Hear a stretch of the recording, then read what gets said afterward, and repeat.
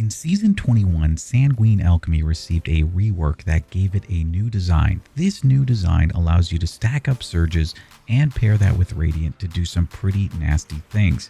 In this season, I've found the perfect loadout and build that makes Sanguine Alchemy one of the best solar Warlock builds that can give you insane super regen, crazy ad clear, and surprisingly strong primary weapon DPS.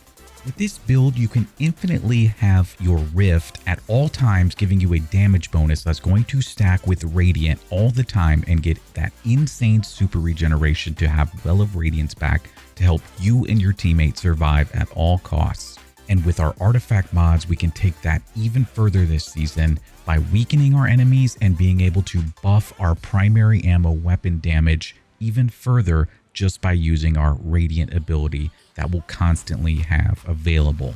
So let's look at how we can break down this build.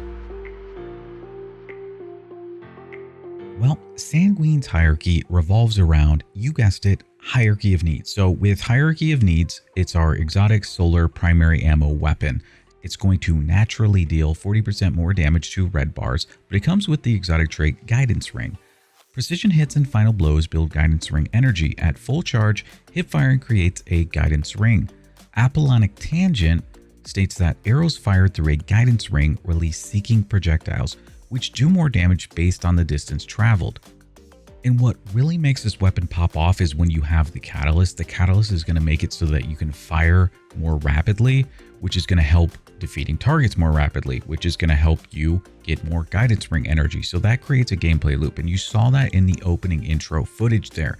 This is a really important catalyst, and I know it's not up in the rotation for the Master Spire the Watcher, but if you do have this weapon and you do have the Catalyst complete, or if you don't have the Catalyst complete, but you do have the weapon, make sure you use the weapon or make sure that you finish that Catalyst because it is nasty with the Catalyst. So Sanguine Alchemy used to just be that exotic that everybody put on with Trinity Ghoul to just AFK farm. Not me, Bungie, don't look at me. I never did that.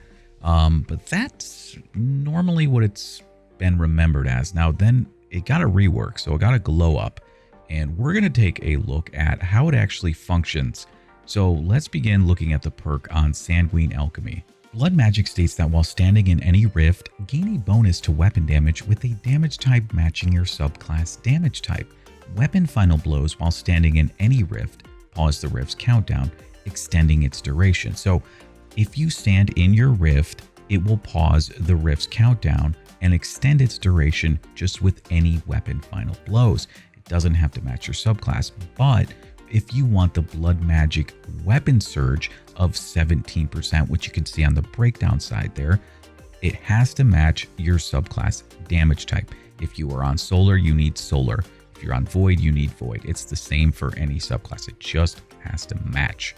But what makes this so good? It's only a 17% weapon damage for your matching subclass. It's kind of like Mantle Battle Harmony, except for you get the bonus without having to have your super charged. So that's good because you can cast and use your Well of Radiance as much as you want and not worry that you're going to lose out on a damage bonus. You don't have to hold and pocket that super. So what's so good about it? Well, it's the fact that we can stack Radiant. So before we get any further, let's talk about the damage bonus and what we can stack here with Radiant. So we head to the investigation mission and let's shoot one shot, 5,138 base damage there. We cast our Rift for the 17% damage bonus, 6,011. Then we hit Radiant, which is another 25%, 7,514. So we're getting some extra damage all stacking together here. So Radiant does stack with Sanguine Alchemy. So then we can take this up even further by using the artifact mod Monochromatic Maestro. Dealing damage with elemental abilities grants increased damage to weapons of the same element for a short duration. Dealing damage with elemental weapons grants increased damage to abilities of the same element for a short duration. But in our case, we're worried about damage with elemental abilities and it granting us increased damage to weapons.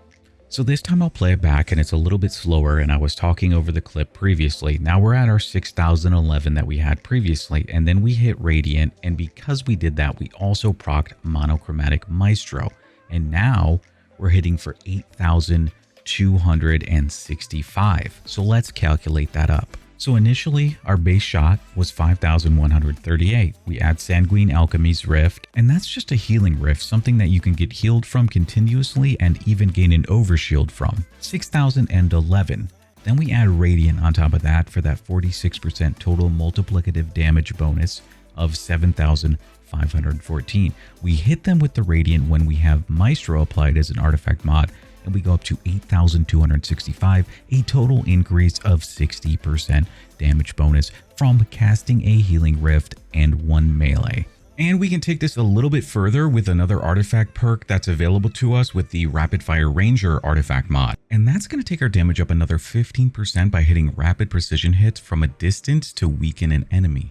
Because Monochromatic Maestro is going to buff our abilities when we hit them with a weapon damage type that matches our subclass, our grenade is going to deal more damage. So we don't want to go with the Empowering Rift because we don't have any healing.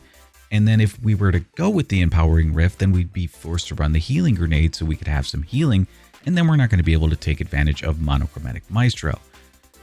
So what we need to do is we need to be on this healing rift. It's going to heal us continuously. It's going to heal our allies, and it's going to be extended and have a longer duration the more we're killing inside of it. So this is a better setup than going all in with the Empowering Rift and then being forced to use the healing grenade and not being able to take advantage of a solar grenade or a fusion grenade.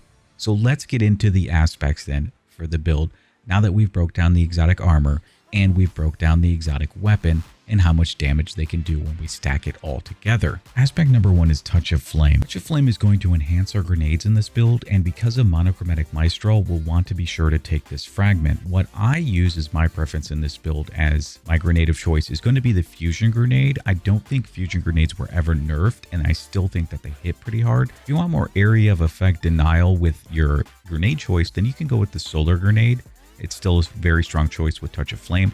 I just prefer the one and done of the Fusion Grenade because I have Hierarchy of Needs to do most of my ad clear. Next, you're going to want to make sure you either grab Heat Rises or Icarus Dash. The choice is up to you. It's your personal preference. I can once in a while get some cheeky Heat Rises gameplay in and help me get my extra melee energy, which is very important in this build because of the Radiant stacking. And with that mention of Radiant stacking, we need to look at the fragments that actually give us Radiant and how we're going to be able to sustain Radiant in 2 separate ways through 2 separate fragments. Let's dive into those. Here we are with the most important fragment of the build, Ember of Torches. Powered melee attacks against combatants make yourself and nearby allies radiant. Keyword there, nearby allies. That's going to be important. Remember that when we talk about this next fragment here. Now, we already talked about Radiant. We know that it provides a 25% damage bonus, but nearby allies. So make sure that you're casting this melee near your allies so they can also become Radiant. Ember of Benevolence states that applying Restoration, Cure, or Radiant to allies grants increased grenade, melee, and class ability regeneration for a short duration. So that's why it's very important that you have an ally near you when you cast your melee. That way those allies also become Radiant and you proc the benefits of this fragment. For 6 seconds, you're going to get an increase to your base regeneration rate by a ridiculous amount. And this is also going to proc when your allies step inside of your rift. And because of Sanguine, you're going to be able to keep that rift up quite often. When your allies step in your rift, you'll be able to get that benefit. And then when the fragment runs out, they should be able to get back into the rift in case they stepped out. And you'll be able to reproc that fragment again and gain those benefits. So this is going to keep our grenade coming back very quickly, our rift coming back very quickly, and our melee coming back very quickly. And next is Ember of Empyrean. Solar weapon or ability final blows extend the duration of Radiant and Restoration effects applied to you. So because we're getting Radiant, we're going to be able to extend that if we get additional kills with Hierarchy of Needs. Hierarchy of Needs is going to extend it for us and keep that Radiant 25% whole damage stacking scenario that we have going on with this build. It will help it continue to go because as we continue to get kills while standing in the rift, we're going to continue to keep the rift's longevity. Then as we continue to get kills when we're Radiant, we're going to keep the longevity of the Radiant. And the last fragment that you're going to want to take here is Ember of Solace. Ember of Solace will make sure that your Radiant has an additional base duration on it. while we can extend Radiant, this gives us some wiggle room essentially to be able to have another kill to be able to proc that additional duration of Empyrean. So we've looked at the exotic weapon, we've looked at the exotic armor piece, and we've looked at the aspects as well as the fragments. But the next thing that I want to talk about is obviously the armor mods as well as the artifact mods. We've touched on 2 artifact mods so far, but I will say this, that this build would actually hold up and it will be a solid, continuously solid build even without this seasonal artifact mods. This is a build that's going to hold the test of time. So think about that before we dive into this next part of the video. So as for the armor mods, I want to begin by starting with the helmet. We'll start top down here. I'm running a heavy ammo scout. My exotic primary is going to make heavy ammo for me a lot more frequently than any other weapon. So I want to have a heavy ammo scout. So my teammates are also able to take advantage of getting some extra heavy ammo, which is just going to help us clear harder content. Then we have 1 copy of Harmonic Siphon, because we're also going to be running a monochromatic setup where we're essentially going to have both a solar energy weapon and a solar heavy weapon. Whether you choose to use a machine gun or go with something like a linear, you're still going to be using this to make your orbs from Hierarchy of Needs. And then I run 1 copy of Heavy Ammo Finder. Onto the arms here. Now, I've felt that Hierarchy of Needs is a little bit sluggish when you don't have a guidance ring. Now, I would take off Harmonic Loader if I'm going to have another member of my fire team running Hierarchy of Needs. We'll both be able to share rings and create more rings more often, so you wouldn't necessarily need this Harmonic Loader. But in the neutral state with this weapon, I think it needs a Harmonic Loader to help the reload animation duration. For actual armor mods that don't affect your weapons and affect your abilities, we're going to run 1 copy of Bolstering Detonation. Grants class ability energy when you cause damage with a grenade. So we're going to throw a grenade, and in case we don't have the ability to keep our rift active, this will give us a big chunk of class ability energy to get us back to our rift. So then the next mod, Focusing Strike, is going to do that same sort of thing. We're going to get class ability energy when we cause damage with a melee attack. These 2 mods are just going to ensure that we're always going to have class ability energy coming to us based off of using our other abilities in the build that are getting buffed by Monochromatic Maestro. As for your chest piece, just choose to run the resistances that you find appropriate for the activity that you're doing. I'm running this setup because there are a lot of Fallen in the weekly GM and they deal arc damage, and then I have a copy of Harmonic Resistance because of the incoming solar threat on this GM as well. Then we move to the legs. Now on the legs, I have 1 copy of Innervation to reduce my grenade cooldown each time I pick up an orb of power. And we know that that grenade grants us class ability energy, so that's why we run Innervation there. And then I have Recuperation just to be able to get some health off of picking up an orb in case I'm running around in a very hectic space like under the staircase. Picking up those orbs can keep you alive, and this is very clutch. Then I run 1 copy of Stacks on Stacks. You could run something different here. You could choose to go with Invigoration to get some additional melee energy if that's what you want there. Orbs of Restoration, or maybe Absolution. The choice is really yours there. I prefer Stacks on Stacks because I'd like to be able to get my Rift energy back as quickly as possible, and you'll see that on the next armor piece. We're running Utility Kickstart, so that's why I prefer Stacks on Stacks, because the faster I can get to the full stacks of armor charge means that I'm going to get the most ability energy refunded for my Rift upon cast. So then on casting that Rift, not only are we going to get a huge chunk of its energy back with Utility Kickstart, we're then going to have a copy of Outreach and a copy of Bomber. We're going to get some grenade energy, and then we're going to get melee energy when we cast that Rift. So that's going to round out the armor mods for this build. As for the artifact mods, an obvious choice is going to be the Piercing Bowstring to make sure that Hierarchy of Needs is going to be able to pierce barrier champions. Next, you're going to want to make sure that you have Unstoppable Fusion. And a tip here, if you want to have your linear also be unstoppable, what you can do is have Riptide in your kinetic slot, and then your heavy linear will also be able to stun champions. For whatever reason, that's the way that it works this season. If you don't have a regular fusion in your loadout, then your linear fusion won't stun unstoppable champions. I've got a short about that on the channel as well. And then in the second column, because we're not making any use of Strand, these combo siphon mods don't really do anything. We're not using any guns that benefit from a origin trait like Head Rush, Nanotech, Tracer Rockets. So the only thing that you could really pick here would be Diviner's Discount.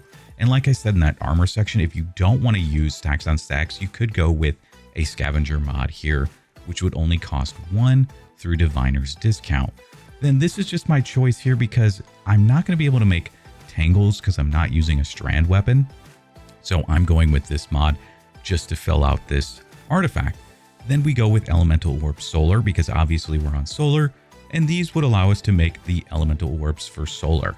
Then in the fourth column, we have Elemental Fury. While stunned, champions are going to take bonus damage from your abilities. And this is really important because it can stack with that Monochromatic Maestro buff. If we shoot an enemy with our primary ammo weapon, it's going to buff our grenade. Then if they're stunned, they're also going to take an additional bonus damage from our grenade on top of the damage that it's getting from Monochromatic Maestro. So then the second perk in the fourth column is going to be Refreshing Pickups, picking up a Tangle or Elemental Orb. And we have that Solar Elemental Orb that we can make. Is going to give us energy to our least powered ability. This is a 25% ability energy when we pick up one of those orbs. So at the end of a fight, after we've cleared a sector of the GM, we can find one of these on the ground and pick them up and be able to get 25% of our ability energy to an ability that may not be fully refunded yet. Then the third perk in the fourth column is Semi-Auto Striker. This is a really clutch perk here because it states that if you have fewer than 2 stacks of armor charge, rapid precision shots with bows, snipers, and scout rifles generate an armor charge. And because we're using a bow, and because we're using a setup of utility kickstart for our rift with Sanguine Alchemy, we are going to take full advantage of this. When we have fewer than 2 stacks, we're going to hit some rapid precision shots, whether that's through the guidance ring or whether that's just through natural gameplay shooting of the bow. That's going to give us some extra armor charges for free without us being able to do much besides play the game how we normally play the game. Now, the perks in the last column we've already talked about, so I'm going to briefly just mention them. We've got Monochromatic Maestro, and then we've got Rapid Fire Ranger. That's going to flesh out our artifact mods for this build. Ooh, okay, that was a long video, and I apologize that it had to be so long, but there's a lot of details to break down about this build. I hope you guys all enjoyed watching this video and learned something new about Hierarchy of Needs and the pairing of Sanguine Alchemy with this exotic bow. Thank you guys all so much for watching. Peace.